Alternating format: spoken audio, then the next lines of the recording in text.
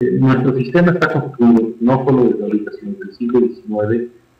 en el sentido de que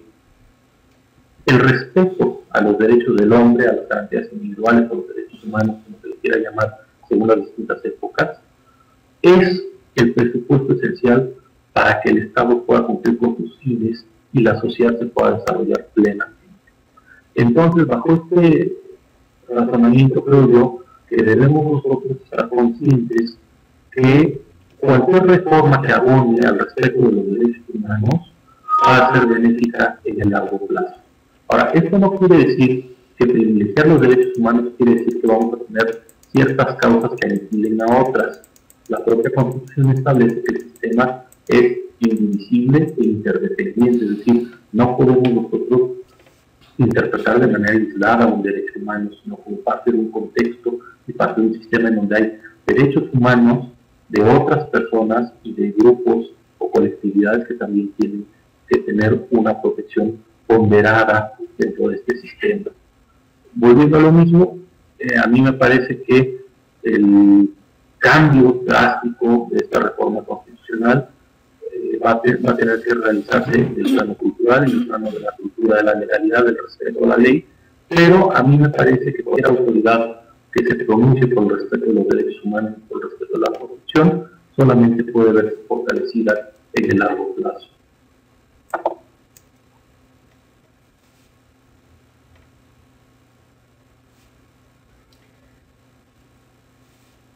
Sí, bueno, me parece que si me escuchan, lo que pasa es que ya no aparezco en pantalla. ¿Me pueden confirmar si me escuchan?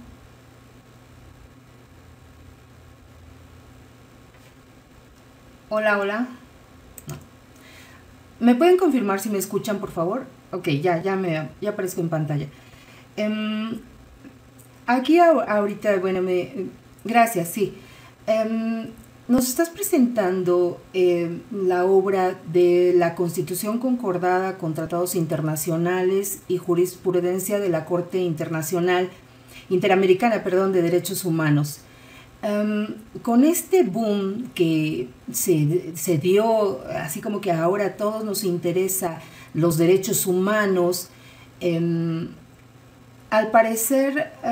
me parece que se está haciendo también como, incluso hasta como un abuso en cuanto a su interpretación. A veces queremos entender nosotros, digo aquí básicamente estamos principalmente contadores y abogados, fiscalistas, y me parece que a veces queremos hacer una interpretación abusiva de estos conceptos.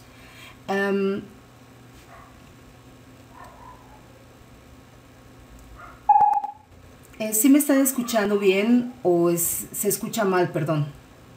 Nuevamente, porque me dicen que algo pasó con el audio. Ah, ok, continúo. Sí, bueno, yo a lo que me refiero es de que ahora con este abuso en cuanto a la interpretación, no estoy diciendo obviamente de todos, sino simplemente que algunos queremos encontrar esta interpretación que sea favorable al contribuyente para evitar el pago de los impuestos. Por supuesto, reitero, no ha sido de todos los, obviamente de todos los fiscalistas. Esta interpretación debe de ser favorable para el contribuyente y evitar arbitrariedades por parte de las autoridades. A dónde voy es a esto, que nos gustaría, me gustaría que nos comentaras en relación, de acuerdo con el estudio y análisis y presentación en esta obra que tú nos estás haciendo en este momento de esta Constitución, ¿podríamos nosotros accesar a lo que es la justicia internacional? He escuchado algunos comentarios en relación a estos conceptos y dicen, bueno, es que ahora en lugar de interponer un recurso de revocación o un juicio de nulidad, me voy a la Corte Interamericana de Derechos Humanos porque se están violando mis derechos humanos. ¿Nos puedes aclarar, por favor, esta cuestión?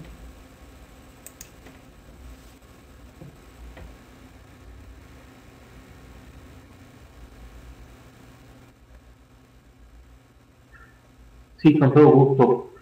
Mira, en primer lugar,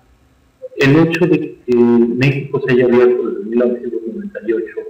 al sistema interamericano de derechos humanos y que se hayan incorporado los tratados internacionales de derechos humanos a la Constitución, no quiere decir que vamos a abandonar todo nuestro ordenamiento jurídico para irnos corriendo a San José, Costa Rica. Hay que tomar en cuenta que la propia Convención Americana sobre Derechos Humanos establece de manera puntual que el sistema de defensa de derechos humanos de carácter interamericano es subsidiario, es decir, que se tienen que agotar todos los mecanismos de defensa nacionales antes de poder pensar en acudir al sistema interamericano,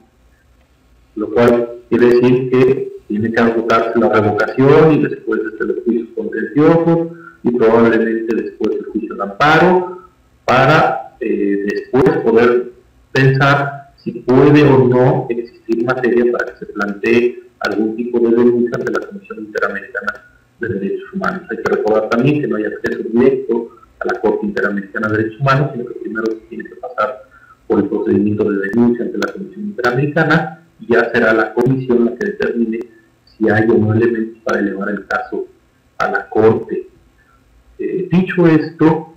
también hay que tomar en consideración que, si bien es cierto que vivimos en un boom de los derechos humanos con motivo de la reforma, esto tampoco quiere decir que vamos a utilizar los derechos humanos como una excusa para no cumplir con nuestras obligaciones. Tanto en nuestra Constitución como en los tratados internacionales podemos nosotros defender que existe la obligación de pagar impuestos, obviamente siempre y cuando los impuestos sean justos, no sean desproporcionados, no sean equitativos, no sean ruinosos, expropiatorios,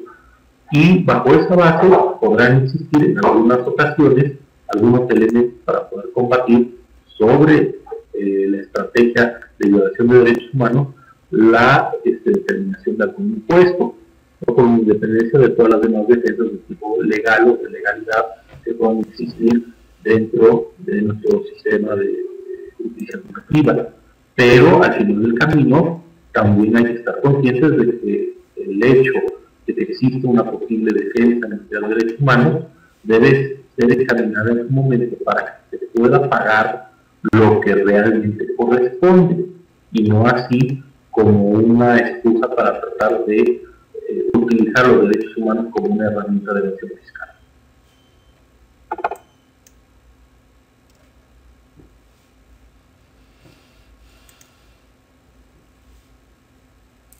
¿Podríamos entonces afirmar que esta jurisprudencia que tú nos muestras en el libro que estamos comentando,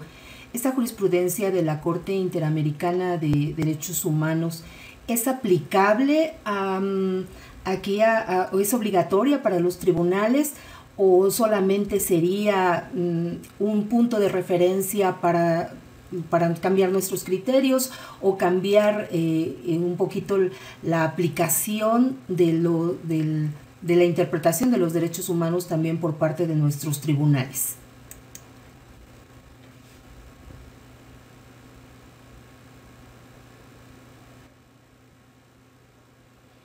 Mira, nuevamente sobre este punto no hay una resolución concreta por parte de la Suprema Corte de Justicia de la Nación. Cuando se resolvió el expediente varios 912-2010 para tratar de dar cumplimiento a la sentencia de la Corte Interamericana en el caso Rosendo Radilla, se discutió ampliamente sobre si las sentencias de la Corte Interamericana deberían ser obligatorias o simple y sencillamente un criterio orientador. Mucho han discutido los ministros sobre qué quiere decir una cosa y otra, pero al final del camino me parece que el criterio de aplicación de una determinación de la Corte Interamericana por encima de una interpretación de un tribunal nacional va a estar sujeto a la luz del principio por persona, es decir, cuál de las dos es la interpretación más favorable para el particular en la defensa de sus derechos humanos. Así lo ha resuelto incluso también la propia Corte Interamericana de Derechos Humanos en la interpretación del artículo 29 de la Convención Americana sobre Derechos Humanos, en donde ha dicho que los criterios de la Corte Interamericana son son orientadores en la medida en que están sujetos al principio pro omni y que se deberá de aplicar en el caso concreto el criterio que sea más favorable. Me parece a mí que esta interpretación es la que sería congruente también con el párrafo segundo de nuestro artículo primero constitucional, de tal suerte que el juez tendrá que determinar si la manera en que se está interpretando la Convención Americana sobre Derechos Humanos o algún otro tratado internacional por parte de la Corte Interamericana de Derechos Humanos es la más favorable para la aplicación del derecho en el caso concreto, o si por el contrario existen interpretaciones de los tribunales nacionales que den mayor beneficio y en esa medida aplicar las disposiciones de carácter internacional o nacional a la luz de los criterios nacionales que sean más favorables a la persona.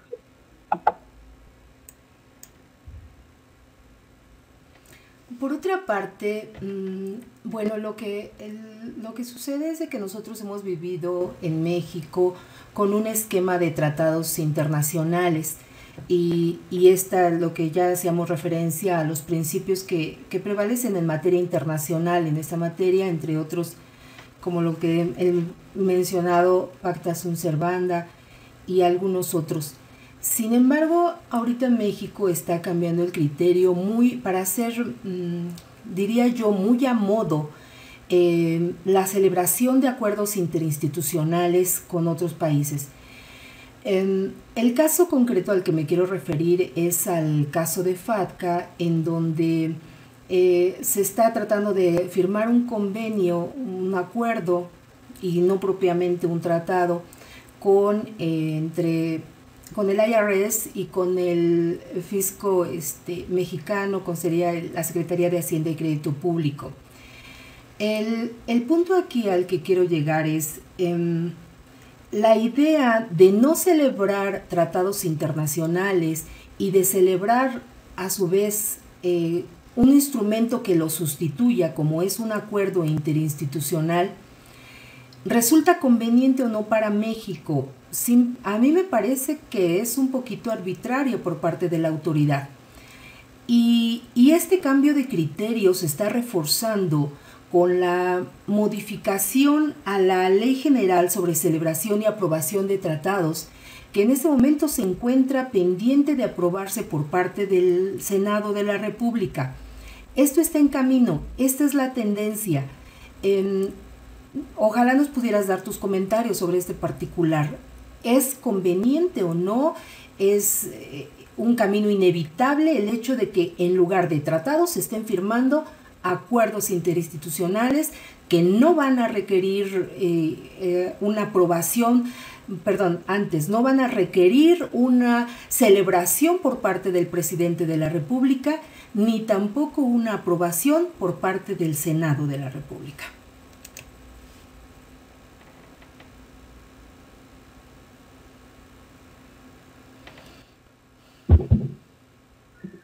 Bueno, en este punto creo que hay que tomar en consideración varios elementos. El primero es que la ley para la celebración de tratados está sujeta también a un control de constitucionalidad.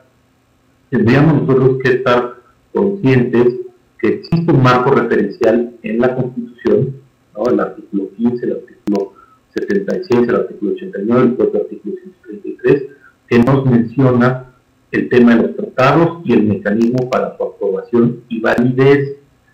También tenemos que tomar en cuenta que dentro de este marco referencial tenemos la Convención de Viena sobre el derecho de los tratados,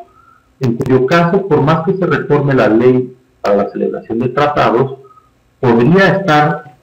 sujeta la ampliación del criterio de tratado internacional a que sea firmado por un ente de gobierno que no sea el titular del Ejecutivo y sin aprobación del Senado, a un control de regularidad constitucional.